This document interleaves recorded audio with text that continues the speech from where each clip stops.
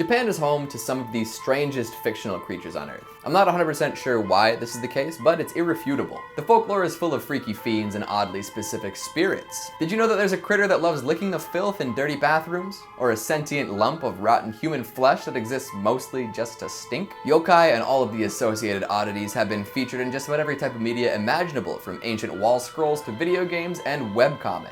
There's a monster for everyone to love, and different iterations of the most popular ones to ensure anyone can enjoy experiencing it. While a lot of them are sort of silly, others can be downright terrifying. And sometimes the goofiest ones are scream-inducing in their own special way. Hello horror heads, and welcome back to the scariest channel on YouTube, Top 5 Scary Videos. I'm your horror host, Keegan Hughes, and today we're counting down the top 5 scariest monsters from Japanese folklore. Before we get started, make sure to give this video a big thumbs up and subscribe for more salacious spirits. Perfect. Let's get going. Swooping in at number 5, we've got the Itachi. You like your limbs, right? You'd rather they didn't fly off in the blink of an eye? Well, then you'd be best to avoid these wind weasels as best you can. Also known as the sickle weasel, the Itachi usually roams around on whirlwinds in groups of 3. Sometimes they're brothers, sometimes even triplets, but the trio aspect is pretty much immovable. These little fuzzy flayers like to run around and cut people's legs off. At the ankles or calves is the usual choice, but you never know. Their method of slicing and dicing is pretty ubiquitous. The first weasel will knock the victim down, the second will come through with a sickle and slice the leg off, then the third and final fellow will run through, sew up the wounds, and put some numbing medicine on the newly stumpified leg. This all happens so fast most folks don't even notice their legs are gone until they're staring up at the clouds. Blink and you'll miss it. At first, the numbing agent makes it so there's no pain, but that will wear off eventually, and then you'll get to deal with the pain of having your legs hacked off and sewn up by a tiny mammal. Coming in at number 4, we've got Heosu. Okay, are you ready for my quick description of this? You sure? Alright, this is an eggplant stealing filth goblin. Doesn't that sound just wonderful? These short, hairy, dirty, humanoid things run around like they own the place and kill a whole bunch of folks as a result. If you see one, you die. And they don't do a very good job of staying out of sight. Hide and seek, this is not. They wander about just waiting for an unfortunate soul to behold them. As they live out their terrible little lives, they also eat all of the eggplants in your garden. Oh, you were gonna make some baba ganoush. Well, too bad. Heosu say, F your dip-based meals and F you too.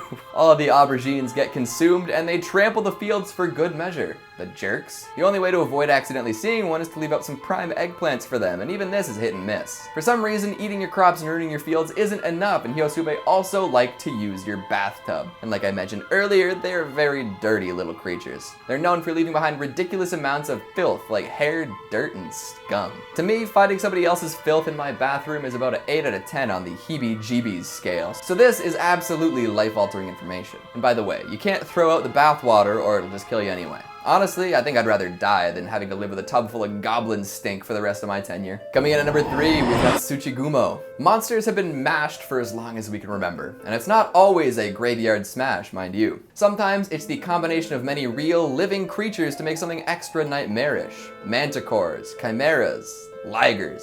Maybe that last one is real, but I bounce between Napoleon Dynamite and Joe Exotic for opinions on the mystical status of a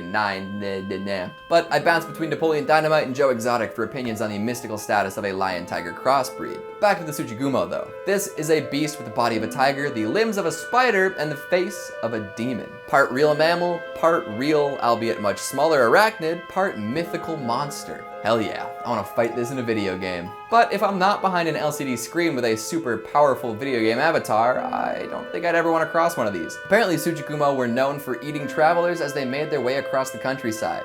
In the remote fields, no one can hear you scream. 1 or 2 traveling morsels wasn't enough either. In one tale, a powerful warrior took one down and sliced it open, you know, to loot the body. We're back in the video game world, of course. And inside, there were 1,990 skulls. 10 shy of 2,000. That's a prolific people eater. Coming in at number 2, we've got Chotu Gumo. If you've ever seen the Spookies, you'll know that the best monster in the ridiculous mishmash is a spider woman. Now, the monster who drains the puppeteer dry and the Chotu Gumo aren't identical, but they do share the 2 major components of spider women. The spider part and the woman part. Deep analysis, I know. But getting trapped in a sticky web and having all your fluids drained, not fun. In fact, it sounds like a terrible time. For some. I feel like maybe some people might enjoy it. This is why arachnid gals are the worst. The Chotu Gumo is an ancient creature with depictions dating all the way back to the Edo period in Japan. Its upper half is that of a beautiful woman, while the lower half is hairy spider legs. We've all been there, right? It will lure men to a shack in the middle of nowhere, snare their prey in a web, and then eat them alive. Apparently, when a spider hits year 400, it gains magical transformative powers. I don't know what kinds of spiders usually live that long, but who am I to judge a creature with that much longevity? I probably won't make it till 50. In addition to some Chotu Gumo using their feminine charm to trap men, there are also versions that will manipulate good folks before devouring them. These spider women will show up with what seems to be a baby, begging for help. Soft-hearted people spring at the opportunity to help this poor mother and end up being torn apart by thousands of freshly hatched spider babies. You ever seen a spider nest ready to burst? Oh no, no, no, no. And finally, at number 1, we've got the Teka, a more modern piece of Japanese folklore, but with enough scare factor and staying power to top today's list. This is the tale of a girl who fell on the train tracks and was cut in half by a passing train. Somehow she was left alive and continued to survive even when her torso was completely separated from her legs. The upper half of this poor gal stalks the night, attacking commuters and dooming them to the same fate. Sometimes she'll cut the train goers in half herself, using a sickle of some sorts. Other times she'll just force them onto the tracks so they can experience a train running them over too. One might wonder where the name Teka comes from, and like a lot of Japanese folklore, it originates from onomatopoeia. See, this half-person's exposed spine scratches against the pavement and makes a very distinctive sound.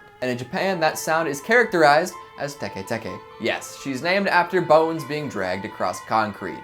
That's hardcore. More than probably any of the other entries on this list, Teka makes regular appearances in horror movies, manga, and anime.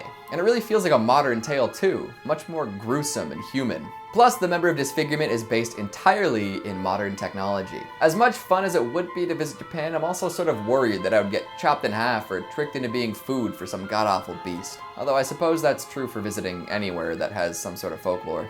Maybe I'll just stay in the basement forever. What'd you think of this list? Which of the 5 is your favorite? What's your favorite monster from Japanese folklore? Make sure you let me know down in the comments. Speaking of comments, let's take a look at some of your more rugged ones from the top 5 scary facts about the virus you need to know. Silverboy387 says, remember guys, tough times don't last, tough people last. Excellent platitude, Silverboy387. Remember, tough people can also be having a rough go. Ripsy says, there was a guy here in Michigan that went into a Walmart to lick fruits and vegetables to spread the virus. So wash your produce, folks, and your hands. And your collectible action figures. The Gothic Two-Step says, I knew all this. What I wasn't prepared for was the interesting artwork on your wall. I don't see why everyone takes issue with my beautiful portrait. There's nothing wrong with it at all. Paul Michaels 2010 says, I simply love Keegan's sweatshirt. Must own it at once. I'd tell you where to get one, but I found it on a rack at a vintage clothing fair. It's hard to locate duplicates, unfortunately. And Random Street Theater says, I'm watching this video at work. Don't worry, I won't tell your boss. That's all the time we have for today.